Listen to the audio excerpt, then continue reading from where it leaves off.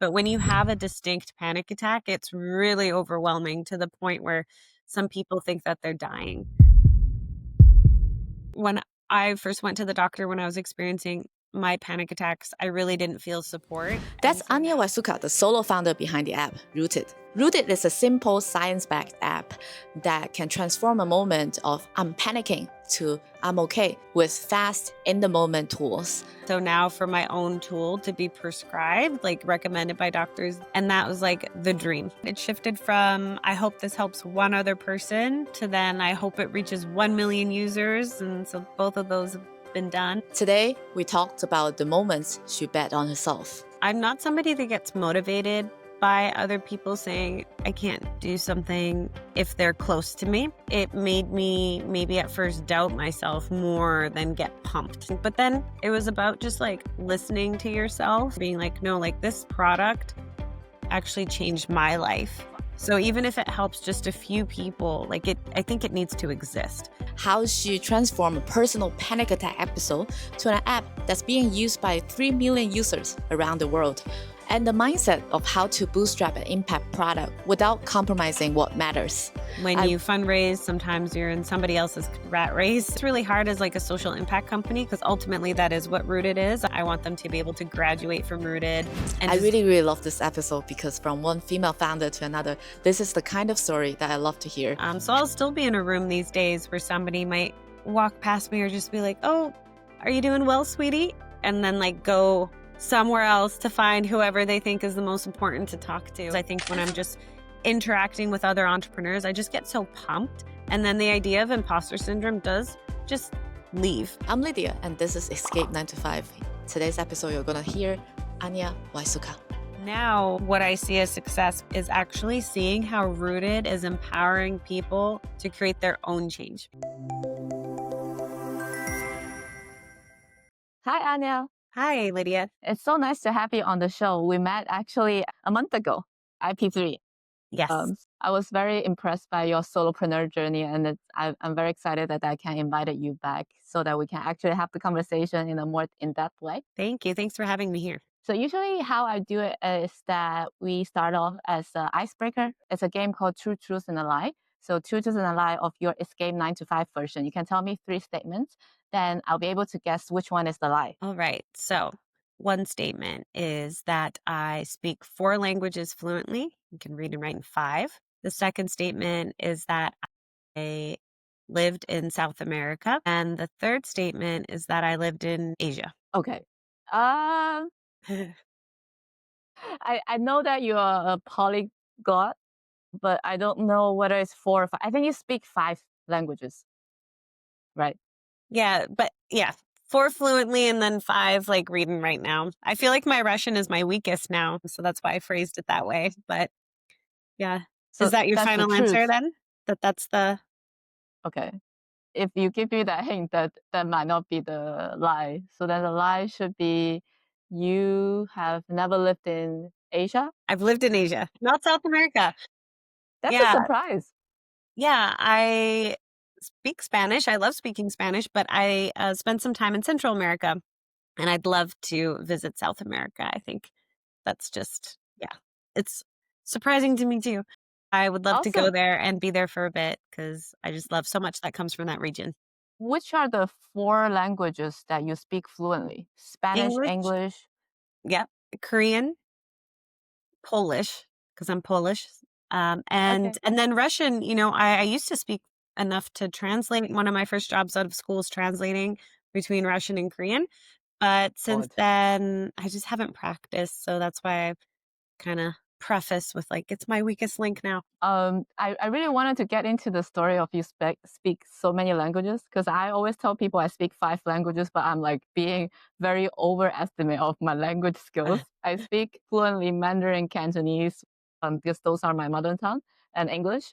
Then I'm also learning French and Japanese, but French and Japanese are definitely like not fluent at all. But I also say that I wanted to know your story. Why is that you speak so many languages? And then are you like any of your pure Polish, or you are part also some Korean origin as well? Yeah, so I am Polish fully. I'm the only one in my family born outside of Poland, actually, born in Canada. But so, yeah, I learned Polish first, like as my first language growing up with my parents. And then I went to English speaking school. And then I moved to Poland for middle school. So I actually went to school there. And then I went to high school in South Korea. And then during that time, I studied Spanish, both actually started in middle school. It's just because my mom had said that she thinks Spanish is a beautiful language. And I was like, oh, I'm going to get her to love me even more by learning this language. But I didn't really learn it fluently until I lived in Central America for a while. I did a term abroad there and then ended up staying for a little bit longer. And with Russian, yeah, in Korea, I learned Russian and then I continued learning it during university. So talented. Oh my God. Where in Central America did you go? Guatemala. Guatemala. Yeah. Cool. You must be one of those people who can travel around and just be ease at anywhere you go. It's a contrast. When I heard your story, you built this app that you actually discover that you have this panic attack when you're in your college. So it feels like if you're one of those people that you can travel and go anywhere, and people who can speak a lot of language can always get in touch with people. Maybe you can take us back to that moment of your panic attack, if you're comfortable sharing, and why did you decide to build the app for yourself? The origin story, basically. Yeah. So you're totally right. The experience that I had with anxiety and panic attacks did not feel like me. Something was very off. I used to love, obviously, travel. I used to even like public speaking. I like just being up there in front of groups. And then all of a sudden, in my fourth year of university, I had a panic attack and I was extremely confused as to why this is happening. What's going on? This isn't me. I ended up really struggling to the point where I found it difficult to even speak with people, let alone travel or do anything public facing. So that was a huge struggle for me. I was far away from home too. I had no family doctor and I just didn't have the resources to get better. So what happened was I ended up studying, what are panic attacks and how can I sort of understand this to start helping myself? And that helped me a lot. And helped me to the point where I would started carrying around these notebooks with me around campus of everything I had learned that was really calming to me. And then I realized, you know what, this should be on my phone because I carry my phone with me everywhere. So that's how the idea for Rooted started. And it did take some time between, having the actual panic attacks, coming up with the idea, designing all the wireframes, and actually having it built. How long does it take? How did it take before from having the panic attack to actually build the app for you to submit it on the App Store? I know that you started in 2020, right? During the pandemic. No, How I long does actually it take? started, so the original was 2017, but then I did my official launch in 2019. The reason why I say official is because when I launched in 2017, it was like the MVP product. So it had the lessons and it had the panic attack feature, and I had a full-time job, so I wasn't like fully focused on it. And then later in 2019, I launched this like more fleshed out vision of what I had originally thought of for Rooted. I listened to another podcast. You were talking about COVID, and it was very difficult during COVID. So I had this wrong impression. It's good to know the origins, like from the MVP to actually the full, like official launch. It actually takes a long time in the startup sense, because I'm trying Well, to do my own startup. So it's good to learn other people's journey. Well, I'd say it took me a lot longer to mobilize just my thoughts around it and the drawings and actually decide to do it. But when I actually did decide to do it, then it just took a few months. Yeah. So you said that you have a full-time job at the time, because I always ask people how did they decide to switch from the full-time to build it something on their own. And if you can take us back to the moment, like how does it happen for you gradually, or you just decided it's time to go full in? For me, it was gradual, I suppose. But when I started my job, I just let them know, like, hey, I'm doing this app called Rooted. I'm only going to be working 4 days a week. And they were like, okay. And I think later on, they kind of changed their mind. They were like, well, why don't you come in for more? We want you for 5 days a week now. And I was like, no, I'm still doing Rooted. And I think the reason why I could get away with it is that nobody thought much of Rooted at first. right? And they're like, oh, it's just like a hobby. She's going to learn more. They didn't say that to me directly. It's just kind of something I sensed that it was like okay to work on something else because they just, yeah, basically I did 3 days a week on Rooted, 4 days a week on my other job, and I had like no social life. So it wasn't Yeah. healthy, I'd say. But anyway, in terms of leaving, I guess at one point I decided, Rooted is just building something that's really changing people's lives. And I was doing cool work where I was working as well. But I just decided, that I should leave. And I think I did it a little later than I should have. Like Rooted was fully able to sustain me probably even a year before I quit my job. So I just felt responsibility, I think, and loyalty, and then yeah, that kept me longer than maybe I Yeah. should have at the time.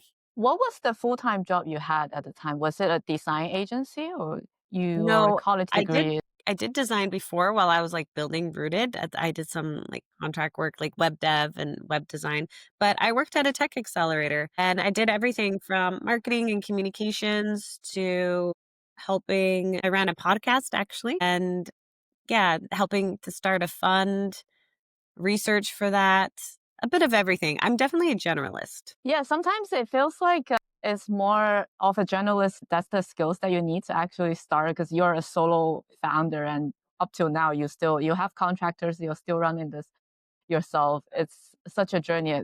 I bet that must be some of the skills and like networking you have in the accelerator that helps you as well. What was the podcast about? It was interviewing investors. It was called Between Two Term Sheets, like Oh my god. like between two ferns. Yeah, yeah. Nice. I always ask people like, why did they change? I think for you, from what I've heard, is because you have this very personal story, and then you have the skills and network and the drive to build something. But of course, when you first started, many people maybe they didn't think too much about Rooted, including when Andrew introduced you last month. He's like, "This is never gonna work." How did you hold on to your own belief when other people actually have doubts, especially they might have more experience building something. And what kept you going in the early days? Yeah, I'd say that I'm not somebody that gets motivated by other people saying I can't do something if they're close to me. So that was actually quite challenging. I think that it made me maybe at first doubt myself more than get pumped to keep going, if that makes sense. I think there's like two types of personalities. One personality type will be like, oh, they say I can't do it, so I'll do it. And I have that sometimes, but I don't think I really did with Rooted. I think I was actually like, oh no, like this isn't going to be like, they don't think it's going to be anything. But then I think it was about just like listening to yourself and like tuning in and being like, no, like this product actually changed my life. So even if it helps just a few people, like I think it needs to exist. And that was really the belief I went into it. So when I spent all my savings, even my own grandma was like, what are you doing? Like, that's so irresponsible. Like, you should focus on your job. What are you doing? So it was hard, but I think I've had this belief that it needed to exist. And so then I just sort of I accepted everybody. Like, I think Andrew, my grandma, although they were well-meaning, they didn't want me to get into something that's gonna take my time and money. But I think, yeah, ultimately just listening to yourself and thinking, yeah, the idea that it needed to exist is what pushed me forward. Yeah. Yeah. How much did you spend personally before it become profitable or like revenue positive? So I say all my savings because it was all my savings and it was scary at the time. But this was Yeah. 2017 and it was maybe like $4 to $5,000. Okay. Yeah. But that's, I guess, at the time, it felt a lot for you because maybe at the Yeah. time you were still early in your career and then you're trying to figure things out. But before IP3, I actually interviewed Andrew as well. And he's like, he encouraged people who are trying to escape 9 to 5, like for people who have this desire to build their own company to start as early as possible. And I guess that's your story at the time. It's even though it's all of your savings, it might not felt that risky, especially when you have this personal connection to the product. Yes, I think it was both early in my career, but also because I had been struggling with panic attacks and anxiety. I was doing more so freelance contract work before then, just like teaching myself myself stuff online. And that's also why I wasn't where I thought I would be in my career at that point because I had that big setback too. So yeah, that might not be the case for everybody, but I just yeah, I felt really behind and then decided to put everything in one basket. So yeah. But it's also, I had a job as well, so that was some security. Well, it was security. It's how I paid my rent. So yeah. Yeah. I think we all need to start from somewhere. In the beginning though, how did you balance building the product versus building visibility? And like you have created content, maybe do you already have a community who's suffering from panic attack when you start in 2017, or you just start from scratch at the beginning? So I created the content before 2017, and 2017 is where I engaged with a contractor to actually get the development side going, and that's what took less time. Once I already had everything created and I decided I was going to do it, then it took less time. But yeah, I started from scratch. I had nobody that I knew online that was looking for that yet. I just sort of had this delusional belief that it needed to exist. And I would use things like keywords and app store optimization and focus really on the niche of panic attacks. And the thing is, panic attacks weren't really talked about as much pre pandemic. So that was an additional challenge. Yeah, I feel like panic attack is really taking off as a term after the pandemic. As I'm Chinese, I'm born and raised in China, like there's no such thing. My family would just say like work harder, right? Stop complaining. But my cousin's generation, last year I visited him in NYU in his apartment, as all of a sudden he's just like, oh, I'm having a panic attack. And I don't know what to do. I was like, well, maybe focusing on something else, like count how many bottles of sauces you have here. And that's what I learned from the book from Dr. McJ. But then I don't know anything about panic attack. I don't even know whether I personally have experienced anything like that. I definitely have some anxiety issues. Mhm.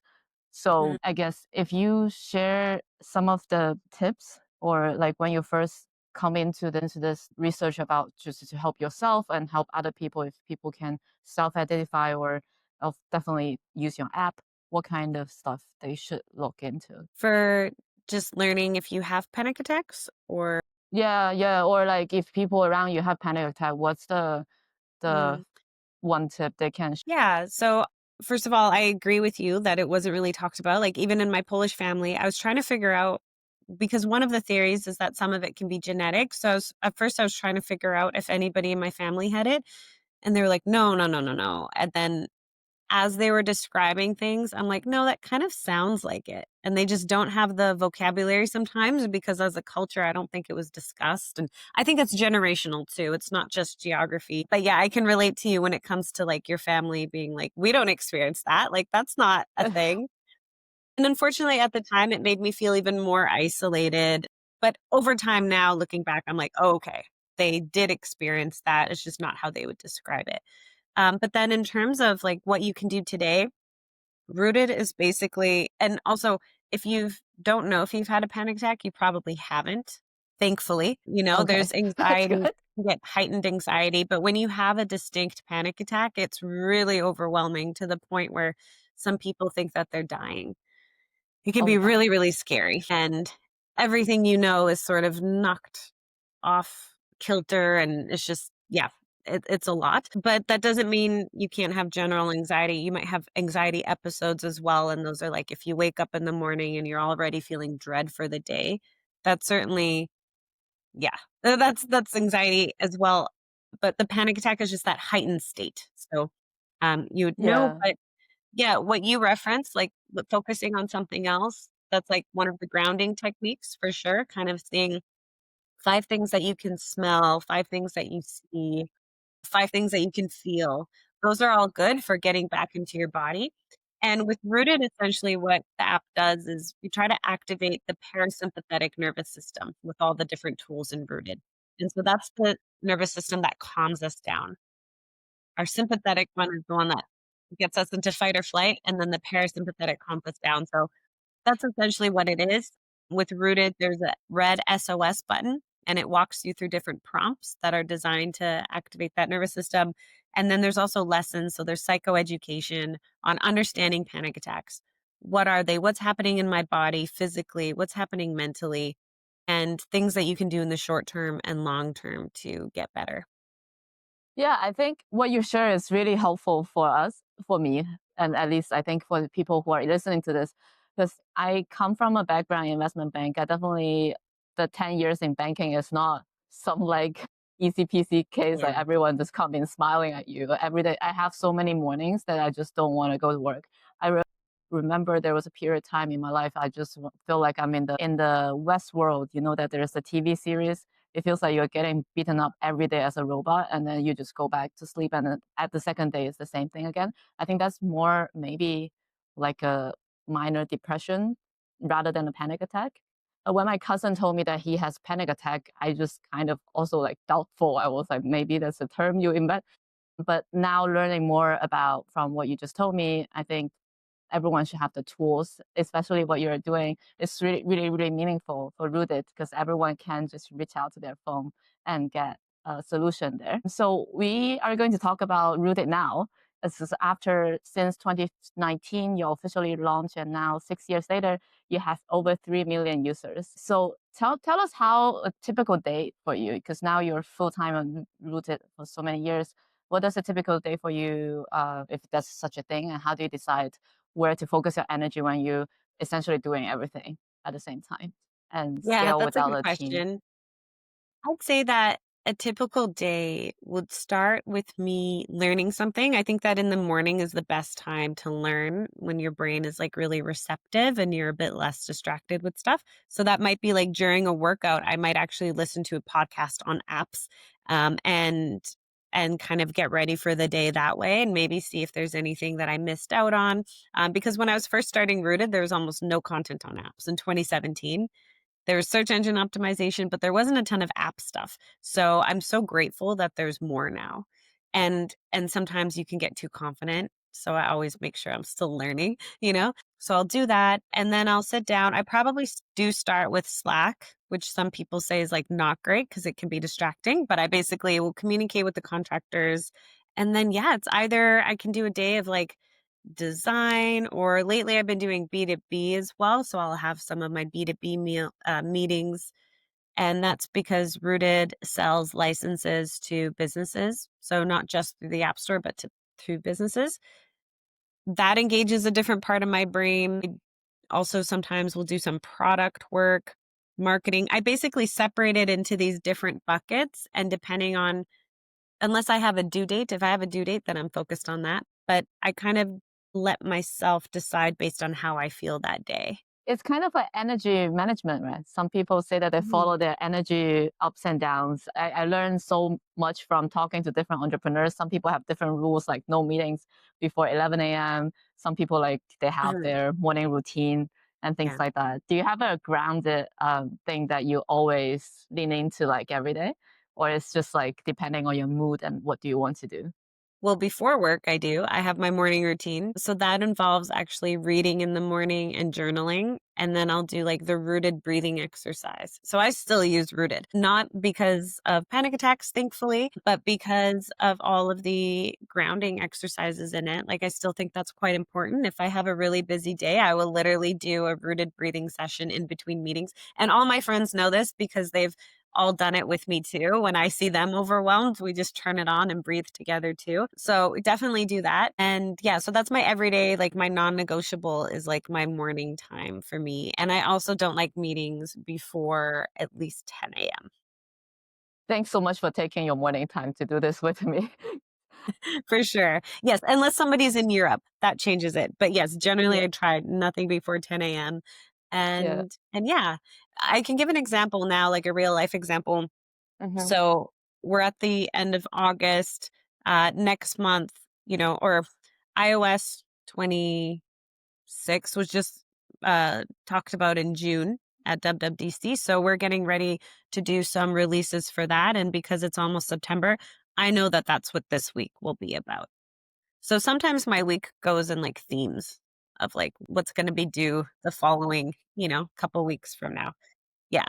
And one more thing I'll say when it comes to energy and kind of choosing what you're gonna work on is I like to design at night. So sometimes I can do a full work day and I'm chatting with people and I'm doing meetings, but then at night before bed, I just feel like designing, and that will help me with my, like, product roadmap. Yeah. Oh yeah, different people have different, like some people are more creative in the evening. I've heard this story from other people. Because we mentioned about like the way how you react to people who are close to you, their reaction. I'm kind of the same. I have this drive in me, like when people say that you are not going to do that, I have this in my mind. I was like, I'm going to prove you wrong. But it's very easy for me to also question myself. As you mentioned, like a delusional belief. I don't know how long I can hold on to the delusional belief before I can see something come through. As a female founder in the tech world, you mentioned like those summits and your immediate circle, there are a lot of successful entrepreneurs. Have you ever dealt with like imposter syndrome? And what experiences have you had in this? How do you deal with it? Yeah, I think that even to this day that happens because like we all have assumptions of people, I guess, and stereotypes I think are real, unfortunately. So I'll still be in a room these days where somebody might just walk past me or just be like, "Oh, are you doing well, sweetie?" And then like go somewhere else to find whoever they think is the most important to talk to. And so that still happens to me. And sometimes maybe they don't know I've rooted in my story. I've definitely had some people apologize to me for how they like treated me at first. And then they're like, "Oh, you're the rooted girl." And then like they change a little. So yeah, it happens. Like it still happens. And I guess it's all about just kind of being grounded in yourself. So I could still get overwhelmed when I go into a room, let's say, of awesome people. Like I do try to just check in and like remember, you know, everything that I've created is real and all the impact it's had is real. And whether or not that's recognized by the people in front of me doesn't change that. Yeah, because I'm nowhere near where you are. So sometimes I go to like conferences, like a finance conference. People always ask me, "Who are you with?" And then I just have to like start from the beginning. I'm with myself.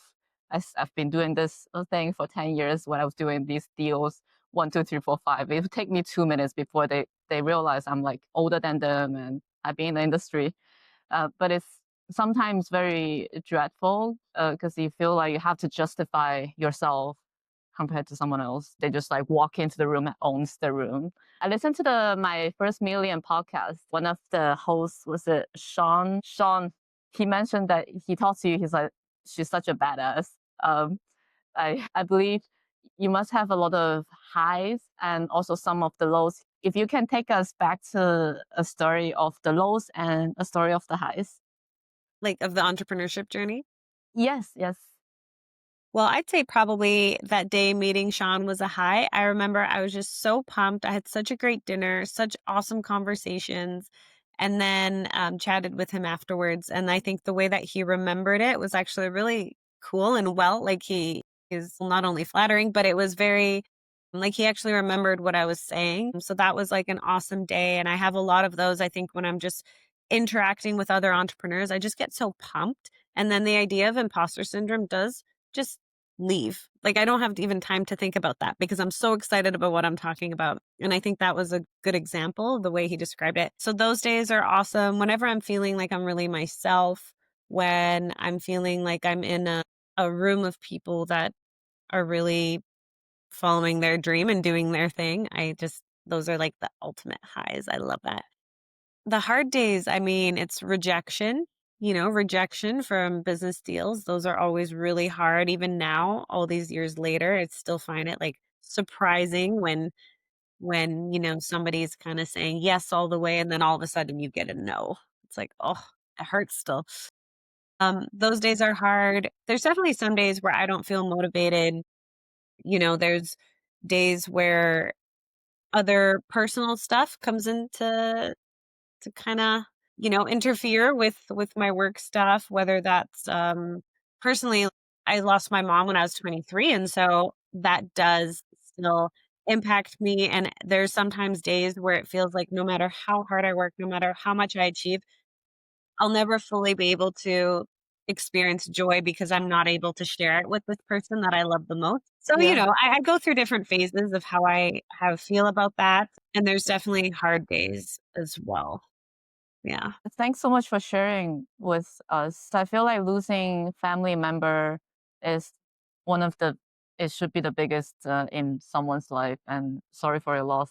It must be many years ago. I lost my grandpa 7 years ago, and then it took me maybe like 3 years to get over it because I was very close to him. When I was very, very young, he told me that I should be a nice and kind person. That's the one thing that he taught me. It's shocking as Chinese. I thought I was going to be doctor, banker, lawyer, or something. At some point, I get over it. I feel like now, I feel like I'm very blessed because of him. I feel like he's watching over and sort of like protecting me no matter where I am. Got a little bit emotional. And so, yeah, I just thought that I would share. And so, talk about personal life. How do you personal stay grounded? Because the panic attack was very, very feels like in the past life already, right, for you. And for now, you mentioned that you still have some like overwhelming episodes. Is that now you just have like 1, 2, 3, 4, 5 steps that you can always do to fix that? Yeah, If you, totally. And when I say overwhelming now, like it doesn't even feel as much like an episode. It's more just like a super busy day, when you just have like no time for yourself during that day. And I try to not have too many days like that, but sometimes there's nothing you can do. There's a work opportunity and I want to, you know, take the opportunity. But yeah, so what grounding things I do? I'd say, like I mentioned with the morning routine, like my workouts, those are really important to me and they have been for like over a decade. Even throughout schools when I was growing up, I always liked to be quite active, just like an intense kid. And so doing that is still, non-negotiable. Even though we were starting this podcast, for me, it was early, as we mentioned, but I still got my workout in beforehand. So like, I don't know, it just makes me feel better, makes me feel more me. And another thing is just like stretching. So kind of like yoga, but I just do it at home. It's not in a class or anything, but I love taking time to stretch. I love the journaling that I mentioned. It can be anything from actually sharing how I feel about something to just saying what happened that day. And it really helps me just like release thoughts and I don't worry about what it looks like or I don't worry about reading it later and making sure it sounds nice. It's just like on the page, kind of like word for so those are really important to me, and then the breathing exercises. When I get really busy, sometimes I revert to inverted breathing, and that's when you breathe into your chest, but really we should be breathing into our stomachs, and yes. so when I'm busy, I just do chest breathing, and so then I need to, like, actually practice with rooted and make sure I'm breathing into my belly, and the more I practice that, then it just comes back naturally. And so, yeah, those are a few of the things that I do that really help me. Yeah, always go back to the ritual like of routines and good habits, I guess. I know Yeah. you recently crossed paths with Sir Richard Branson. You went to an island. How did that moment land for you? And did it shift anything in how you think about growth as a solo founder? If Yeah, you I can think share. that it was really great in the sense of, like, they say not to meet people you look up to, but he was actually really chill and awesome and friendly and kind. So that was a great surprise for me because I didn't know what to expect. I had read all his books a lot growing up, and I think I was just fascinated by how he did things without, like, the formal business background, which is like me, Mm-hmm. right? I didn't get an MBA or anything. Yeah. He would take on these things that he knew actually very little about. Uh-huh. That's also not usually recommended, and for me, going into app, it's, like, very different than what he did, but I guess it just related in the sense of, like, I went from thinking that I would work from the UN for the UN to then building an app. Like, it's just kinda unrelated. And then he just knows how to have fun, and that's, I think, what stood out to me the most was, like, your success and how you define success. Like for me, that's always shifting for me. And I try to check in like at least once a year and see like, okay, how do I define success now? Because I've achieved these things that I actually didn't think that I would. And then I do. And I'm like, whoa, okay, so now what? And I think what I learned from Richard was that he knows how to enjoy himself. He's very active. He surrounds himself with interesting people. He does his favorite things every day, like play chess, and he goes kite surfing and bike riding. And those are things that I think when I'm really busy, I don't always allow this like joy to be there. And I think that's a challenge for myself. Like I would like to just like enjoy life more as well. And I have been getting way better at it. And actually, this visit to his island was a part of that, letting myself just like enjoy for a bit. So, yeah, those are some of the takeaways for me. He was really awesome to me. Always have fun, have curiosity and the boldness to try things that you didn't know too much about beforehand. That's something that we all need to gravitate. I think now when we're looking at Rooted, you have 3 million users. What's next for Rooted? You've been bootstrapping successfully. Would you ever wanted to scale and take in outside capital to build up a team, expanding any features of the app, or perhaps do something that's offline, gather people together? What would you want to do to reach 10 million users and expanding to B2B partnerships? Yeah, I think that I, rather than fundraise, would love to continue with the B2B partnerships, actually. The really cool thing right now is that Rooted in some hospitals and under some networks is being prescribed in the US right now.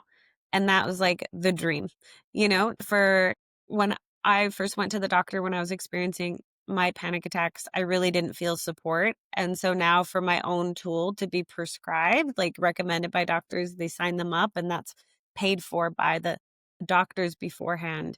It's just like a win-win and it's just been really incredible. So I'd love to see that expand into more cases and across different networks.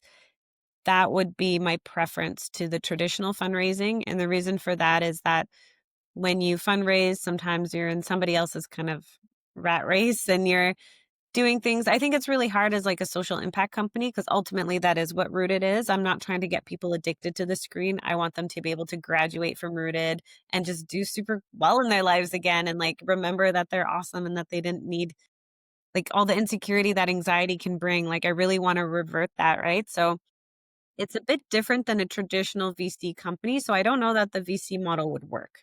So for that reason, I'd like to not.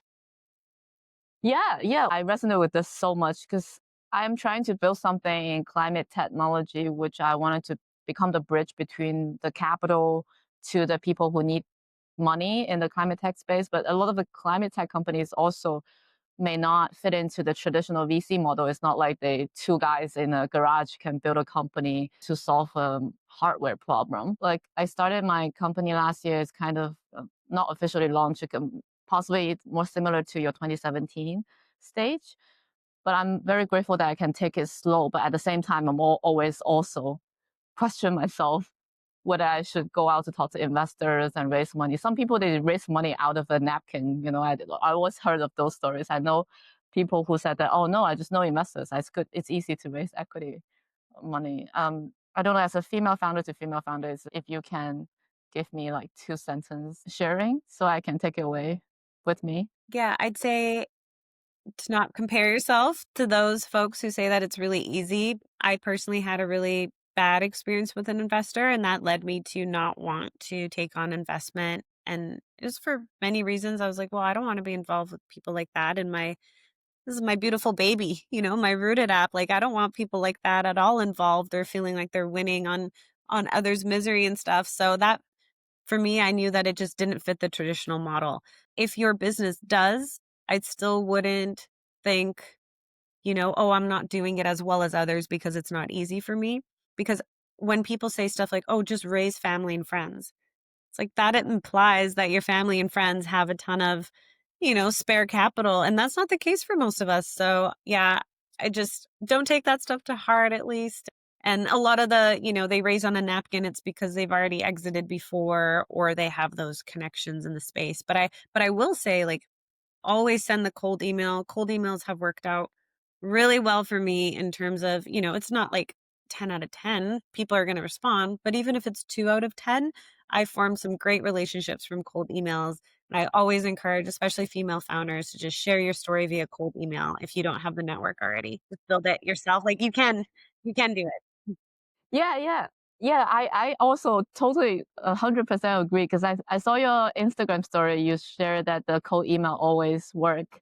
If you can share a little bit more about that story. For Yeah. me, also, I always send cold emails. I send cold emails to Andrew Wilkinson. I send cold emails to Derek Sivas just to ask them to come onto the podcast. It's possibly a little bit easier for me now because I have a podcast. I just feel like it's an easier way to ask people, but I still need to get over to send a cold email for business reasons. I always question myself first. But share the story on your Yeah. Instagram with us. So I wouldn't say it always works because Okay. it doesn't Yeah. always work. It doesn't But always even if work. it works 1 or 2 times out of 10, it can be worth it. And I think like as what we have when you don't have a network or money, what you do have is your own time and energy. And so that can be put into outreach like this. And yeah, the one that you're speaking of specifically, it was a cold email I did. It was back in 2019 and it was to somebody at Apple, and it's resulted in such a friendship outside of work too. Like, yes, we talk about business, but then we also talk about our lives. And I've gotten to hang out with them in like two different, like in Canada and the US. And it just created this beautiful friendship in my life. So I'm so happy that I sent that email 5 years ago. And I actually just got back from a trip seeing that person and a friend group.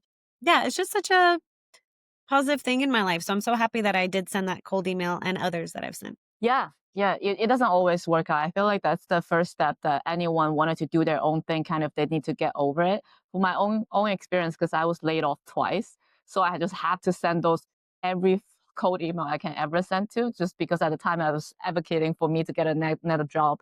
Now I'm advocating for me to build business relationship and a business. If we can take a step back, like when you first start your business on the side of your full-time job, for people who are still in their 9 to 5 journey, what would be the like send cold emails, or what is the other one tip you can share with them if they want to start trying something new?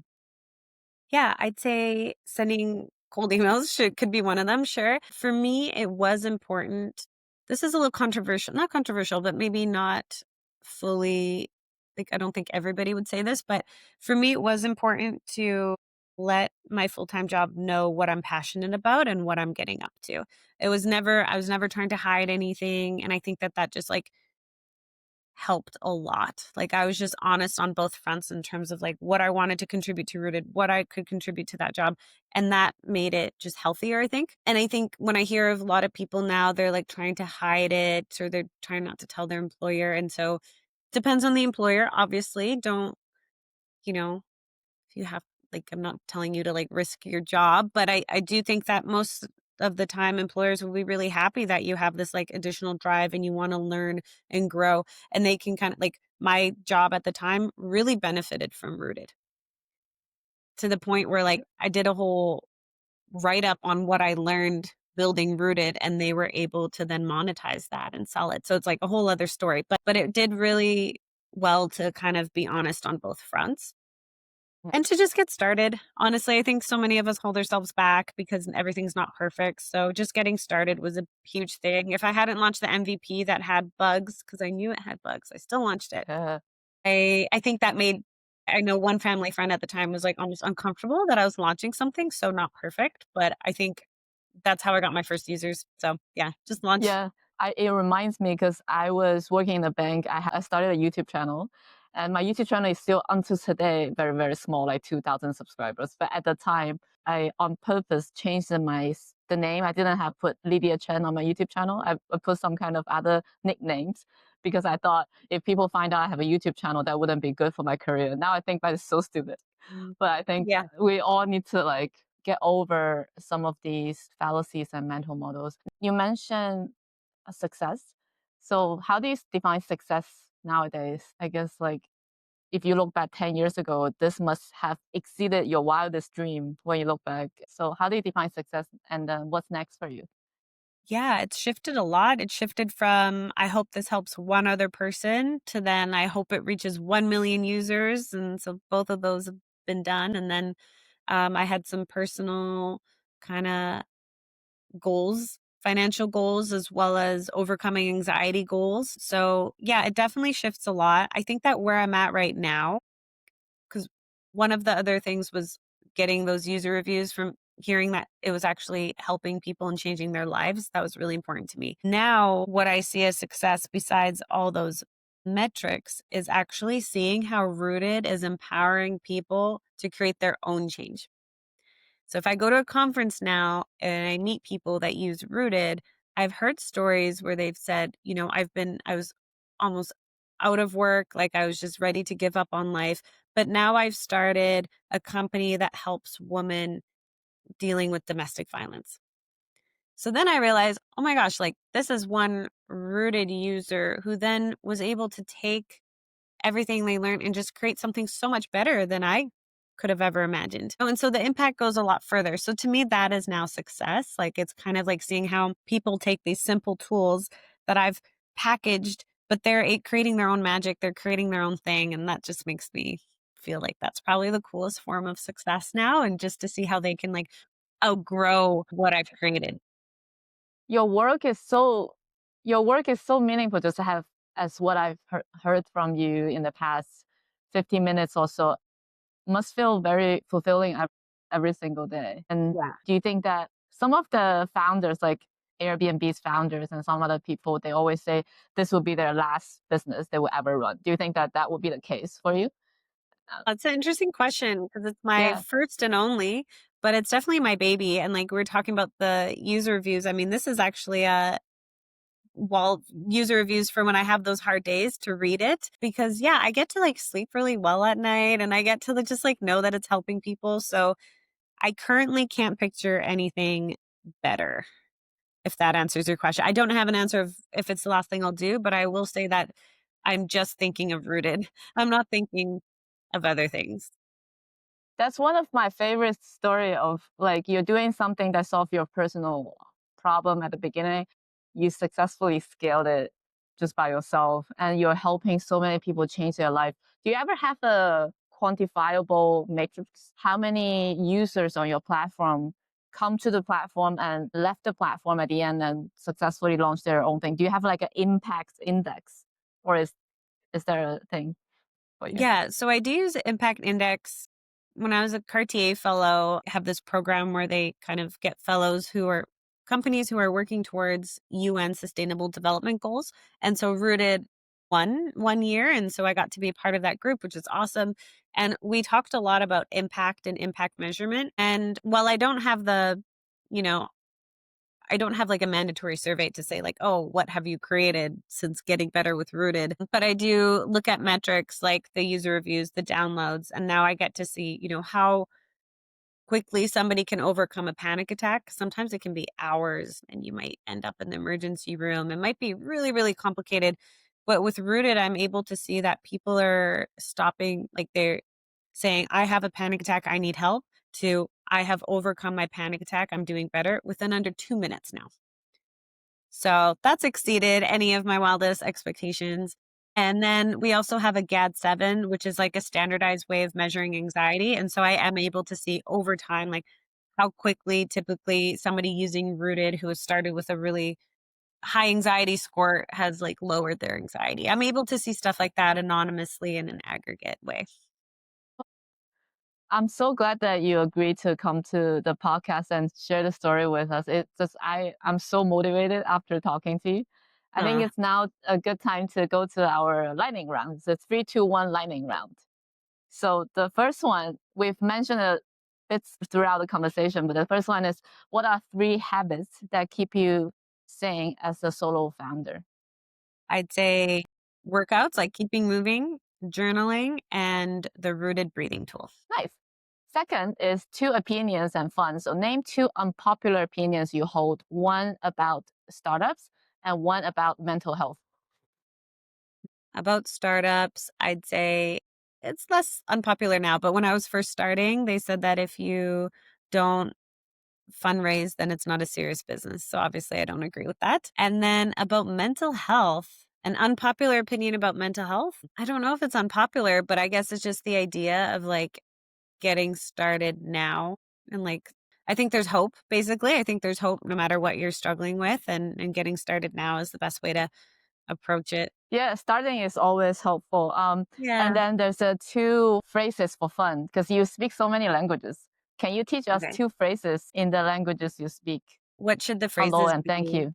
Or what's Hello oh, and hello thank and you. thank you? Oh, that's easy. Yeah, yeah. Like in Polish, it would be cześć, jak się masz? Cześć. Hey, you did it Jak się really masz? well, actually. Yeah, love learning language. Cześć and jak się masz? Yeah, in Spanish, hola, ¿qué tal? But these are really simple ones. How about, what's the other one you know? You know 5, right? Yeah, like Spanish, Korean would be like Polish. 안녕, 잘 지내요? 안녕? 안녕하세요? 안녕, yes. Yeah. Okay. The final one is one reflection. If you could go back and reassure your younger self during that very first panic attack, what's the one sentence you would whisper to her? I would say this too shall pass. Nice. I love that. We have a closing tradition that you're going to answer a question from a previous guest. So his question is, what's the activity or pursuit that gives you the uncommon inner fire? What's the thing that you love to do for its own sake? I'd say running. Running. Yeah. Because you don't really accomplish much when you run, but it's the act of doing it and going through the pain, the discomfort, and then ending with the endorphins. It's a experience and a journey in itself, even though it's not doing any, it's not a team sport, right? It's just you. So I'd say running. And I always feel like, no, I think this makes me when I do Yeah. those types of Are you a marathon runner? Yeah, I've run marathons. I have completed marathons. Yes. Where was it? I've done some in Washington and in BC. Yeah. I asked because And some I people, will, they will go to like Greece, for example, to do the yeah, marathon. I think I would too, but I'm not doing, for me, trail running is now something that I'm into. And so, yeah, that's what I'm up to now. But I still will. I think this fall, I'll either run a half marathon or a marathon. I have to decide. But Oh, I think keep doing it is really great with like running and sports that don't give you immediate rewards. I think that's what it is. It's like a delayed reward sport. yeah. Yeah, Yeah. I love working out as well. I think I'm addicted to workouts. Sometimes I feel overwhelmed. I just need to go to the gym. If you can leave a question for the next guest as well. Or first of all, I would say, are you happy? And in order to not make sure it's not like a somber note if they don't feel they are, what are some steps you could take to feeling happy today? Because I think that especially as entrepreneurs, we're constantly working on the next thing. And whenever we have a win, I know I'm guilty of this. Whenever we have a big win, we don't really celebrate. We just kind of move on to the next. But now I'm really working on incorporating happiness into my everyday because I do feel like the journey will be what we remember in the end. So I have been asking that question to people. And so please pass it forward. Thank you so much. I think this is what makes me happy today. I accomplished this podcast. And thank you so much for your time early in the morning to have this conversation with us. It's really a pleasure to know you and get to talk to you on the podcast. Hopefully, we'll get you back again sometime soon. Where can our audience find you, your products, and everything? Yeah, so almost everything on for Rooted's profile is rooted_app, and that's rooted with no E. So rooted like being grounded in the ground like a tree, but no E. So rooted.io or rooted app on X and on Instagram. And for me personally, I'm simply _rooted on Instagram, but I'm also Ania Wysocka on LinkedIn. And I know you're asking for the different languages and phrases. So in Russian, it would be Привет, как дела? By the way, I wanted to, as What's we that? started talking, I was like, oh yeah, I didn't list the last one. Oh, that's the hello and thank you. Привет, Как дела? как дела? Привет, как дела? Thank you Yeah. so much, Ania. Thank you so much for coming to the show. Thank you. Awesome. Cheers. So that's another episode of Escape 9 to 5. Escape 9 to 5 is my way to help people visualize and see the stories behind those who have changed their life from a traditional 9 to 5 job to a different portfolio life. If you like this video, you might resonate with this video as well. All the links will be in the show notes and you feel free to check out. If you listen to this on Apple Podcasts or Spotify and if you like it, don't forget to give us a 5-star review. It really helps the podcast to be discovered by other people. And if you like any specific clips or mantras or any takeaway from this video, please share with us in the comments down below. Share with your friends and family. That really helps the podcast. Thanks for being on this amazing journey. Until next time, I hope this episode gives you a little bit of inspiration, nudge you a little bit to do something on your own or just try something out for the first time ever. We're here with you. We have this whole community and all the guests coming. I'll see you next time.